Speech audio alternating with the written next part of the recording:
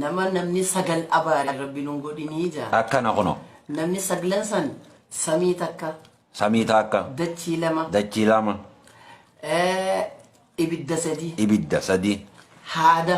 afur haaduu shan dirree jaha galaana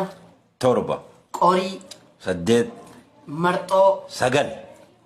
nama sagalan kun nama abaare rabbi nun godhini jaan hiikaan dubbii tanaa gubbaarra hanga jalaatti maali obboleessi kiyya qaali hiikaan isaanii akkuma beekamu samii jechuun abbaadha samii jechuun nama abbaan abaare rabbiin nun godhin taakka dachii jechuun waan itti gallu garaas itti galluuf haala garaa baanee dachii garagalla haadha teenya nama haati abaartee rabbiin nun godhin itti fufi tan lammadaa tan sadaffaa ibidda jechuun awliyaa rabbiiti bakka irraa dhawaman hin beekan awliyaanis akka ibiddi belbelaa fi oowwa qabutti laalaa rabbii qaba rabbii wali belbelaa nama awliyaan dhooyte rabbiin nun godhin nama awliyaan rabbii abaarte nun godhin nama awliyaan rabbii abaarte nun godhin okay sadii jechuudha tatiyaantu immoo nama haadni abaare nun godhinii haadaa beeke haadaa jira haadni kun rahima nama rahimni abaare nun godhin jechuudha haadudha ammasis haanni kun laala sirratti si deebisa haanni nama haanni abaare nun godhinii jechuun kun haanni kun rahima kee ogguun sin jiru ati gosa qabda maalii qabda osoo gosa guddoon taane rahimni kee hanqi gartee ibiddi sin dhiyaatu sin abaarinii hayyee tattiyaantu jira haaduu jechuun tun beeka haaduu jechuun nama hangi warraa abaare nun warri guutuun jechuun faamiliin guutuu warraa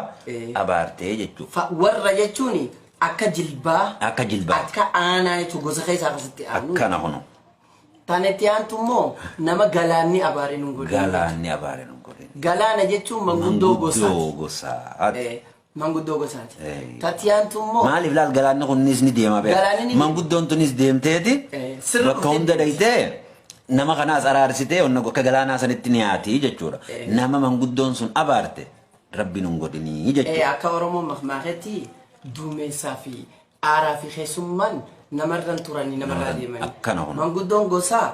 yoonii fi rakkinni jajjabaan dhufee sirra qubatti sirraa qalattee sirraa deemti gaafa sana yoonii fi manguddoon gosaa akka sirraa dhabde siifi wahuma rabbi irraa si dhufu gosatee waan ta'eef dhiiga sirraa fudhattee deemti alaatoo sirraa fuutee deemti jechuudha kanaaf nama manguddoon abaarte rabbiin nun godhin qaxxaamuraan taane si dabarsa hayyee akkasitti nama dirreen abaarte nun godhin dirree Allahu akbar dirree jechuun gosa ollaa kee jechuudha dirreen olla akkasitti nama ollaan keessi abaare rabbiin nun godhin hayyee tattiyaantu qorii nama qoriin abaarte jechuun nama obboleessi wajji nyaate yoo nama tokko wajjiin nyaattee